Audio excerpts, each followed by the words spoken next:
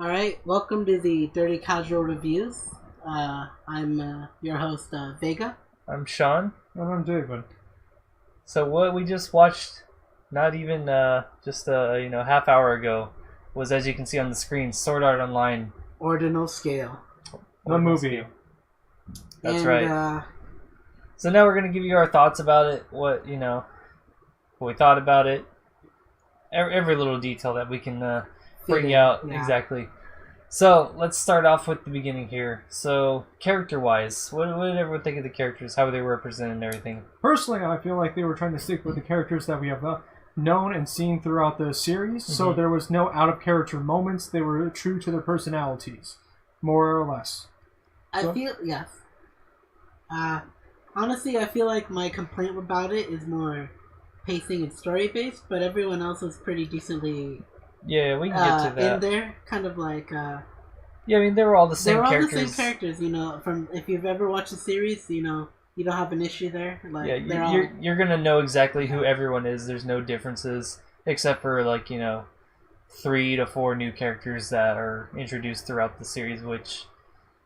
we got our own little segment after, so don't worry about that. Yeah, they kind of go into a different segment, so I would say character-wise, it's as Sword Art Online as you can get, essentially. Nothing different there. I mean, technically it's not in the villain segment, but let's talk a little bit about AI Girl, the ghost of so yeah, there was the girl Yuna. So in 2 different forms, there was Yuna the idol, the kind of memory, the advanced AI memory of Yuna, and then the AI that was kind of restricted and wanted to keep things as is. Basically, one of the cardinal programs with the self-preservation on. And we'll give it a little bit in depth in the story and pacing segment. So if you're a little lost, don't worry about it. Yeah, so we'll go into that here in a little bit. But so let's go into the next little chunk here. What did we think of the music? Good. Awesome. Decent. I thought it was good too. It's the composer Yuki Kajiura. If you've heard Sword Art Online music before, or Dahack-san. Yeah, it's the same composer as before, so it's honestly high quality. Yuki Kajiura does a good job, I think. So yeah, she holds nothing back, and I know I've been to her concerts. Same here. Amazing. I know, right? The music's really good. That's probably one of the highlights of the show, I could say. And series, if I can say, because she does all the background music in Sword Art Online. Definitely. All right. And now we go to art. Personally, I think the artwork was displayed pretty good. There were some minor issues with somehow characters were shown from backgrounds that looked kind of, little off or the CG backgrounds, you mean? Yes. Yeah. So some of the backgrounds, I think, kind of dull. Some of the characters kind of low quality for being a full, cinema movie.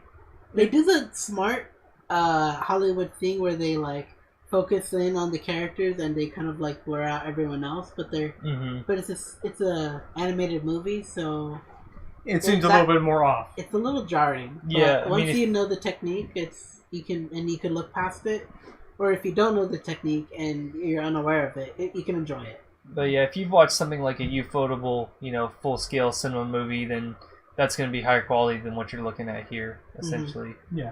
But it's still good, I think. It didn't really take you out of the immersion so much that you're uncomfortable with it or anything like that. Now, there was derpy moments, especially in the mall phase. Where they're just kind of a little derpy faced and poorly animated. But that's because you're looking so far, and I mean they're doing the whole Michael Bay far view thing, widescreen look. Right. So. Otherwise, the whole artwork and style was done pretty well. Yeah, it was definitely pretty. It had a good continuity style. I did like the art style overall. Yes. And I'll say this for the battle. Some of it is a little jarring, but it's kind of typical in the Sword Art. So yeah, that goes into the next section, the animation. So not necessarily art, but how it was all put together, how the movement was, and everything like that. What did you think, Edwin? It was pretty solid up until the big, huge battles, I guess. And the main villain, which there's 2 of them, I guess. But we're talking about the one that was basically the antagonist for most of the series. In the game. Yeah, right. in the AR game. So this was AG in the game, as he was called. Who's the number 2 player of Ogma, or the reality where everyone's awake. And so he was part of the I can't remember their name, the Crusader type villains. Yeah, exactly. The KOB. The Blood Oaths. He was one of the members of the Blood Oath clan back in the SAO times, and he didn't do shit. He had a fear of death, so he didn't really was very active. Yeah, I mean this is technically going to the story, but go on, David. Yeah, so pretty much he was afraid of dying, didn't do much, and let's just say he's got a hate boner for almost anyone who was part of the assault group, and especially Kirito, because they got a book. Yeah. Yeah, we'll go into the story on that part, but it's like, so he becomes like, that guy's like trying to become all edge lords, like saying, oh, this is like a real world where all of a sudden, like, it's no longer different, I'm the best. Mm-hmm. And like, now, like, how does it feel to die now, punk? Yeah, now his segments in animation weren't so bad until considering, the last boss of SAO kind of thing. Are we talking about Edgy or just the last boss? Last boss. Like, okay. That was a little bit more jarring, because at least with AG, it happened so fast, like... I did think that was a little, strange just because of how... Okay, again, they're in the real world. They're not in the VR video game anymore. They're in AR. It's like fucking Pokemon Go. And here they are still, fighting and attacking like they're in a fucking video game. Mm-hmm. And all this stuff. And it's sure it's for dramatic effect, but it kind of felt jarring once you know that, yes, they're in the real world, and this is standard gravity. Nothing's different than physics. Walking outside. Yeah, exactly. It's regular physics. Are we good with animation-wise right now? Yeah, animation was pretty good. Should we switch up the next segment for the other one? Yeah, let's go ahead now. So let's jump into the story right away here. Alright. So the story, this is the big chunk here, because it's kind of all over the place, I think. It was all over it, but unless you look at the key details, then it ties in together. Sure, it does. I feel like it doesn't. Even if it does, there's a lot more questions that need to be answered. Well, and I'll probably answer some of them. Because... Go ahead.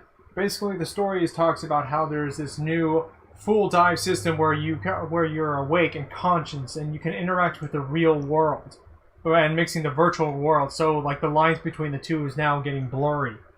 So, and everyone's like, has rankings, and to the point that with rankings you can get points and everything. You can buy stuff, like from food to clothes to whatever. Because you get coupons and free stuff out of it. Yeah. I like that element of it. So, like, it really gets people all of a sudden, like, invested of, like, having this new, like, system. Right, so now they're starting to get into this new AR game, Ordinal Scale, instead of the old game, SAO, of course, is dead, but then...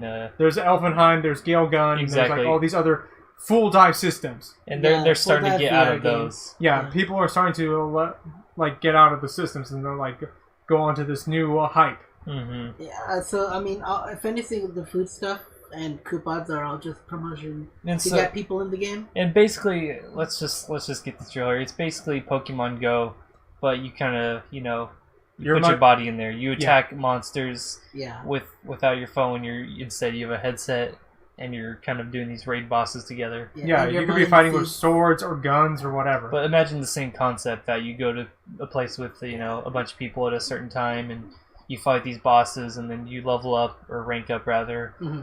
As you contribute to the boss battles and stuff like that. Yeah, and then I mean, I really like the implementation for the real world and AR thing they did every now and then. Like, they made a lot of the environments. They used the same environment, but they kind of like spiced it up with the look and everything to make it more AR-like. Exactly, just like AR would take an existing area and make it look different using the construction of that area. Yeah. So it did that pretty well, and I think. And not to mention the treadmillers who were running away from the rock. Exactly, at the very beginning, so... Yeah, or those family watching a video, and all of a sudden, like, the Velociraptor jumps out of the TV. Yeah, see, that's basically, like... If that existed, I'd want that feature. But then my problem with the story comes when it gets too predictable, which was pretty early on, in my opinion. So you see you see the girl, the idol girl, Yuna, and then you see her ghost. And almost right away... The ghost of Hoodie's past, right? The ghost of Hoodie's past, as we could call it. I called her that. Almost right away, you can pretty much take a guess, and you're probably correct, as in what's the deal with her. And then also, it's very, very heavily hinted. It's not even tried to hide about, what this relation of this girl is to the creator of this AR game, Ordinal Scale, in the world of things, and how the original SAO creators was his student and created SAO after he was his student. I didn't realize that up until that moment where, he's figuring out, like, where she's pointing at. Right. And I didn't even figure out that the things that were, that the idol computer girl was taking was actually the Sword Art memories. I thought it was like, oh, she's taking their fucking souls, congratulations. But yeah, as soon as Asuna started saying, I'm losing my memories of Sal, I immediately brought up the conjecture, they're creating Sal in the game. The Hoodie, Ghost of Hoodie is actually the real Yuna. She's number one on the leaders actually, leaderboard. It's more like she's like one of the cardinal programs, like in the regular SAO. True, yeah. She was the original, and that's her, essentially her real preserved personality. Self-preservation, right. Personality or program. That is like, it's both, that she knows it's both morally wrong and, that what her father's trying to do with all these players. Right. So, I definitely had, out of pretty much everything in this movie, I probably had the biggest problems with the story, with, a few things, how predictable it was. As soon as you saw all the elements, it was easy to just kind of figure out what's going on. Yeah, once you put the pieces together, it's definitely easy to break down. Even drinking, to figure it out within a few minutes. It's pretty laid out there. They don't try to hide anything. Although really. You were wrong about your assumption that they're trying to bring Sword Art Online into the real world. I was a little bit, but they were trying. I did know they were trying to take all the memories from all the players, which I was a different about. element. And that the Hoodie Yuna was real Yuna, and that Yuna was number one. Yeah. But they that's an easy guess. Yeah, but they weren't trying to bring Sword Art Online into the real world, which would have been, actually, if anything, it would have been the biggest surprise ever for me. I feel like that would have been a little cooler. Even if we guessed it, it would have probably been implemented better. Right, because I think the actual motive, which we'll get into once we get into the villains, maybe was a little bit weaker, in my opinion. Should we go to villains and then backpace it a little bit? Okay, yeah. Backpace to what? To pacing. I thought we were talking about pacing. No, we skipped the story. Right. Anything else you want to say about the story, David? The beginning was good, like you said. The ending was kind of a little off. I do think the beginning was actually pretty solid. The first hour was good. I liked it. But then once they tried to get the conflict going and get the villains, motives going, and it kind of fumbled. It kind of started getting a little mushy, and then everything kind of blended together with, 4 different Sal series, kind of all coming together in one big mishmash. And didn't really have its own identity, in my opinion. Plus, they got the they force fed us a lot of the characters, I guess, from every fucking Sword Art. Season. They tried to get everyone in there. Definitely, every arc is in there, like that was alive. I guess you got the Sleeping Knights from the Rosario arc. You got the Gun Gale people, who didn't really play that much of a big role because the only important person was Asada. Asuna. No, Asada. The Gun Gale girl, I can't remember her username. Sion, yeah. Sion was basically the most important Gun Gale character, so everyone else was a support character. I did like seeing the Sleeping Knights because I thought that was the best arc in Sword Art, I guess. It was not really like they were physically there, but more like the 2 people that were present. Yeah, and the spirit and ghost. Oh yeah, my bad. Zekken showed up, I guess. Yeah, the leader of the Salamanders. Yeah. And it's like all the leaders of the... Salamanders or Sleeping Knights? I'm talking about the guy in the red armor. Oh, that's Alphine. I'm talking about the Sleeping Knights in the Rosario arc. Okay, yeah. I did like how he showed... Okay, his arrival was totally weird, now that I think about it. But back to the movie here, so... We'll go for villains last here. So what about the pacing? What do we think about how it was all laid out from start to finish? first hour, like we said, was going on pretty well. It's like, but later on when the whole conflict came in, that's where it kind of fumbled and got mushy, or like, predictable. Like, as we said. I think I stand in the same realm there, which I feel like the first hour was actually kind of enjoyable. It kind of progressed very smoothly until everything started just kind of ramp up, and it ramped up way too fast, and just kind of became a big mess of everything combined. Personally, I feel that if they were given at least one more hour to work with, they could have smoothed it out and make it flow much more better. I would argue because that they would, since they had a time constrict, like they had to go ahead and rush some things up together. I would argue maybe 30 minutes, because like what they needed to do was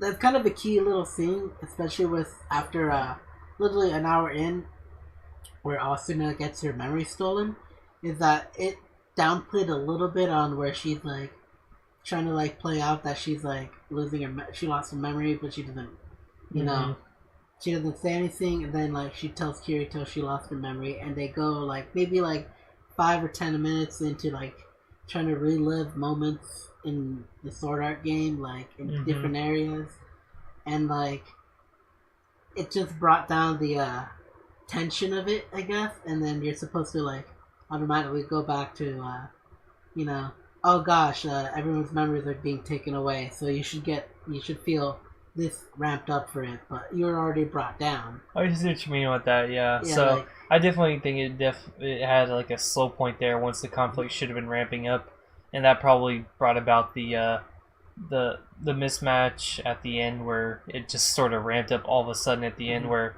they probably could have taken that momentum from Asuna's whole little arc there and just carried that over, but they kind of pulled it down and then tried to go straight back up to 100%. Yeah, they didn't progress it up, but I mean, I'll give them credit for this, where Kirito reads Asuna's journal, and then the moment after that, where he throws her down on the bed.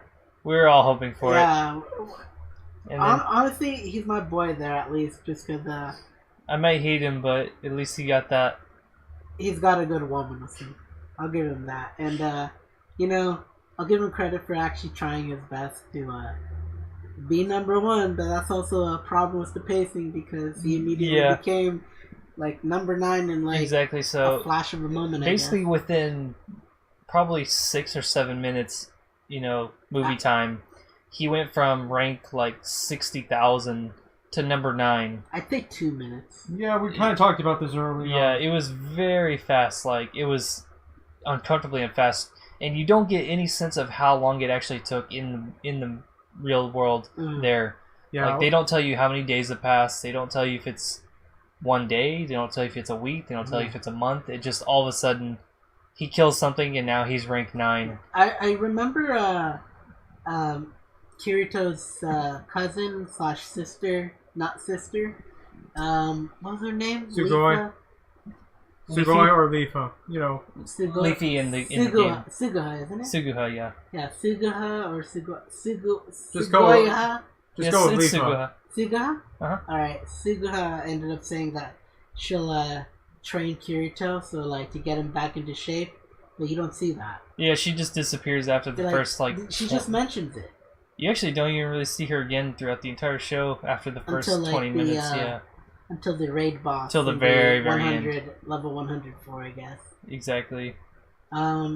Which again, kind of a weird... It's just a thing where they tried to show every single character of the entirety of Sao all in this one movie to kind of all come together. Which probably could have been avoided to make it smoother, but I guess it was more of a, a thing to appease fans and everything like that. So, I felt like it would have appeased fans more if it was trying to be its own thing. Probably. Yeah. So what about the villains? What do we think about the bad guys here? We've got 2 of them, really. David, would you like to start this one off? Yes, of course. Well, we basically got 2 villains. One's a former KOB knight who, like we mentioned, was, didn't do much because he was afraid of dying. And then he's comes back and he's trying to be like Mr. Edgelord / I'm the best, number 1, or at least number 2. Yeah. And I didn't like him at all. You're not supposed to like him either. I think you're not supposed to like him. That's probably the point of him. Yeah, I mean, they tried to show his backstory about why he's doing all this and all that, but even then, it's pretty weak. I mean, they show like a flashback, which is like 30 seconds long, and that's all you're getting. 2 flashbacks, actually. 2 of them, yeah. 3, actually, because he did have a moment with... Actually, that was not a flashback. He ended up talking to the... No, yeah. Yeah, 2 flashbacks like, and then I'm one not normal. in this book because, like... Yeah, because I didn't do anything. I wasn't notable enough to be in this book. Mm-hmm. Yeah, so he's basically got a bit of a hate boner for people who were on the book. Or who were successful in beating Sao, essentially.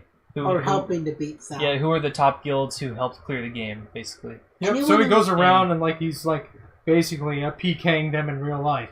Not really killing them, but like more or less attacking them and like getting their memories out or souls. So whenever in this augmented reality thing, when you get them down to 0 health, and they're Sword Art Online players, because this seems to be the key thing here. If they had played Sword Art Online, then this machine or something AI can go into their brain and take their Sword Art Online memories and steal them from them. Not just copy them, but steal them. Like they're not there anymore. Right. Which I thought was just kind of a weird thing. It's just if he just copied them, no one would have noticed. It was just one of those weird things where it's like, what's really the point kind of thing, It's like, is this really significant? Which is what I thought. It's like, is this really that significant so much where it's like... To me, it goes back to the story bit of it, because I feel like they were just trying to have a villain for the sake of having a villain. I think so, a little bit. And that's my issue with it, because like it could have been so low key, and no one would have been the wiser. Right. And I mean, maybe you could have still had this whole thing, but they wanted to make a Sword Art Online movie, and of course you have to have a villain, a main villain. And then second villain here was the creator of the AR program, who was the teacher of the VR program Sword Art Online. How was it? Akihiko Kayaba? Kayaba. Kayaba, I believe his name was. The guy who made Sword Art Online. Right, and that's my thoughts about the second villain, which, as you guys were talking about, is he didn't do anything notable. Well, he was more like, his small role, big impact kind of guy. His whole deal was he created the Air universe so he could try to keep his daughter alive, who had died in SAO. Not keep, recreate. Exactly. Yeah, get an accurate thing of her. And then make her immortal. He wanted to take all the Sal memories from everyone else to essentially keep her legacy, to keep every part of her alive. Yeah. Because by taking all these memories, they can reconstruct her bit by bit with all this data and information they have of her. And so it was kind of like one of those things, again, it's like... I feel like the whole underlying, bad thing here was like, is it really that bad? Is it really like end of the world kind of thing? Well... Is everyone going to die kind of thing? I mean... Oh, you mean especially when they're doing the countdown? Right. Well, here's the thing. 10,000 people would have died because of him. And it's like, afterward... 10,000 people didn't even survive in the fucking Sword Art game. In Sword Art, 10,000 people fucking went in the game. And how many people got out? Yeah, around 8,000. Okay, not too bad, but 2,000 people died. Yeah, but at the same time, he's like, there was other people too inside the audience. People who weren't part of Sal. They would have also died because of it, because they were right within the blast range of the scan. But overall, I thought his... It would have... Oh, I'm sorry. Go on. Overall, it's like, yes, the world would have continued on, but there would have been another mass killing, and they would also put another setback about this whole research. Because remember, on Season 2, with Elfenheim, there's if you remember, the big main villain of 2, he said that the reason why everyone was still able to function, or SAO was able to run so long, was because if he kept the company ongoing, because everyone wanted to shut down the system. People were trapped in the game, so they couldn't. They were considering about, the future of it. So, True. So would that mean the government took over funding the game so that people could live? No, it was originally a private company that bought the system and kept it ongoing, and it's because no one wanted to continue with the research or the development of the system. So this would have been a repeat of history. Is this the guy that made Alpine? Yes. which is weird. That's a different subject. Yeah, I know, but I'm saying that if it went through and everyone died because of this, it would have been a repeat of like season 1/2. And then like there would have been all this bad press and bad negative and everyone like throwing this stuff away and not wanting to touch it, saying that, oh, people can die because of this. You see, and that's okay. Now that you point that up, that's a flaw with the villain, the second villain, the guy that made the AR thing. Is like he has a blatant disregard for the product he made. If he was low key, he would have still had a successful product and not have gotten it shelved. Like what was the nerve gear? Yeah, the nerve gear. Not like the nerve gear. Yeah. So I like the AR idea, but basically his actions would have destroyed his company, his product, and everything. So AR would be gone. He's a grieving father who wants his daughter back. Mm-hmm. At this point, being logical is not really in the room. It's the poor excuse. If you lost someone very precious to you that meant the world in a sense, you really don't give a damn about anything else.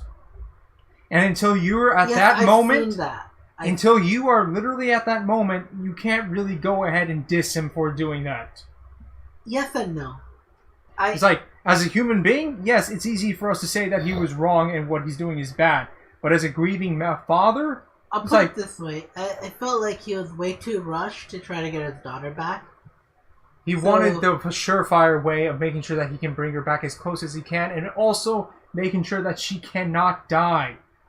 Because no parent really wants to see their kid dead before them. Mm-hmm. And not only that, he felt guilty because he's the one who gave her the nerve gear in the first place. Yeah, that was a really good key thing. That's why I don't want to bag. Yeah, that's why I don't want to bag on the.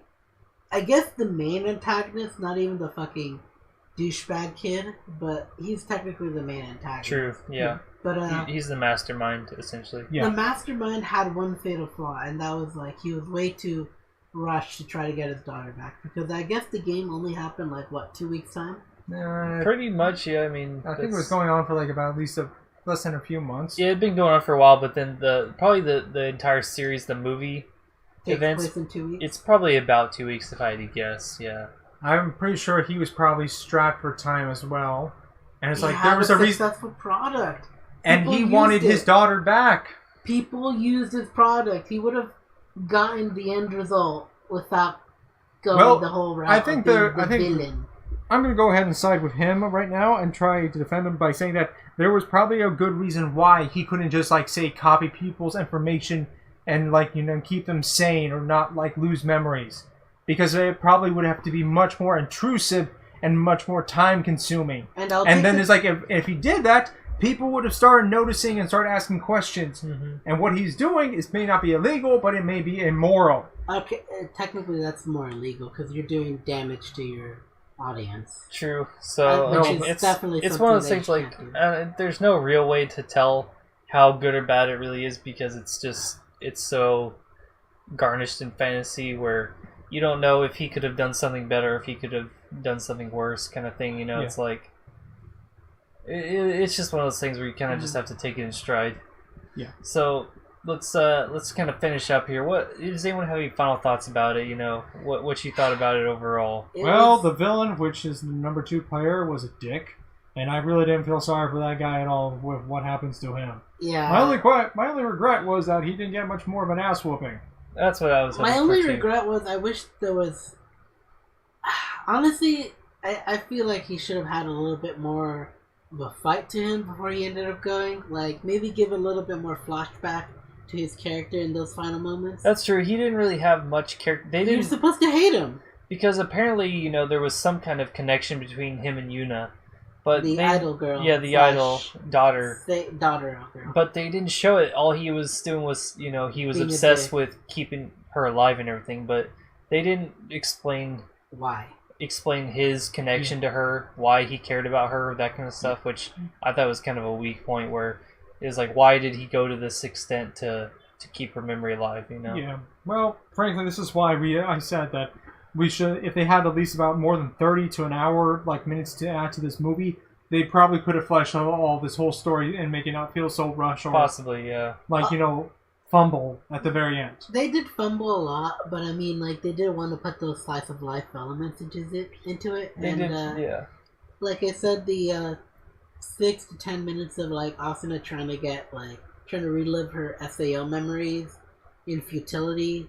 It was been important. Taken out. Yeah. It was important enough, but like, if you're gonna go that far and try to balance out the whole, the whole part of the movie, I guess, is like, you could probably take out that little bit of Asuna getting, reliving her memories, and you would have gotten the same effect. But there's probably definitely Kirito, she just called up Kirito around 2:30 in the morning and just said, "I can't remember my Sword Art Online moments. I don't have any recollection. It's like a really hazy blur, and that's all you needed." Yeah, Kirito would have gone aggro. It was sort of kind of a dragged out thing where they probably spent 20 to 25 minutes of 20? the movie overall, like between like different parts of it, talking about all that stuff about her losing her memory, other people losing their memory, and they didn't really flesh it out so much. It was just kind of filler, I think, just to kind of drive the point home that that they were losing their memory and all this stuff was happening, and they was in the doctor's office talking about this stuff, and it was really slow. Yeah. It was like a lot of points were extremely slow, and a lot of points were extremely fast, and they didn't balance it as well as they probably could have. Now, if I can defend it for this, if it wasn't for all that, we wouldn't have had that great scene where Kirito throws her down on the bed, snuggles up on her chest, and then says, "I'll promise I'll get your memories back." If it wasn't for all that, best scene of the movie. Best scene of the movie, right there. All right, guys. We rooted for our boy. So, what does everyone score this? All right. Rating out of 1 to 10. I'm going to say between 7 to 8 because the 8 had flaws, but overall it was kind of a decent film to watch. Try to guess the points right there. The 0.1, 0.9. It doesn't need to go specific. You said 7 or 8. Yeah, 7 to 8 between there. All right, fine. That's a good one. I'll just give it a 7. It's an enjoyable movie. It does drag on, and that's just my thoughts on it. It's just a blatant 7.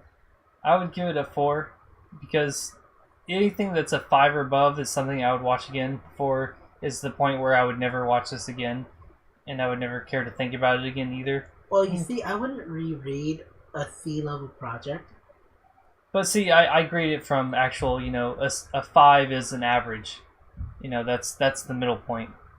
And so I would say it's below average. Well, you see, I've been totally corrupted by the Hollywood, standard. The American standard where 7 is terrible and 8 is okay. 7 is a C, and anything that's 5 or below is a failure. I go from the mathematics standpoint where a 5 is an average, and so I give it a 4, slightly below average, essentially for me. All right, if you say that, I mean, well, my standard is totally different, but I stick with by 7. I won't rewatch this movie, but it's definitely an enjoyable movie you can watch. If you like this Sword Art Online series, you'd probably like the movie. Overall, I'd say. And if you don't like the Sword Art Online series, you might like it. You might have mixed feelings about it. You might enjoy it at least. There's some parts you might like, and there's probably a lot you'll hate. Yeah, but you'll still have a. Hey, if you can watch it for free, do it.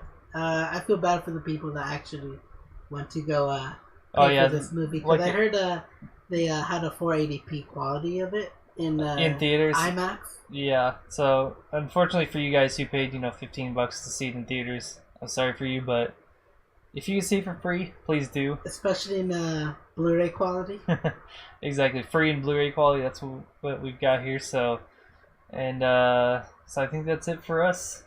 So yeah, that's our thoughts.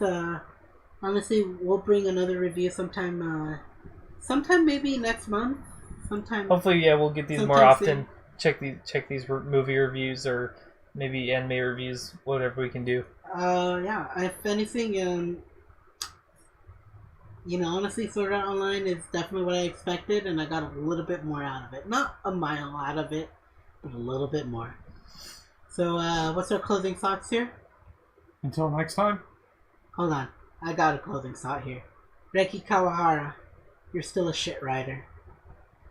And Ito Tomihiko, you're an average director at best. director. Take care, guys. Yeah, take care.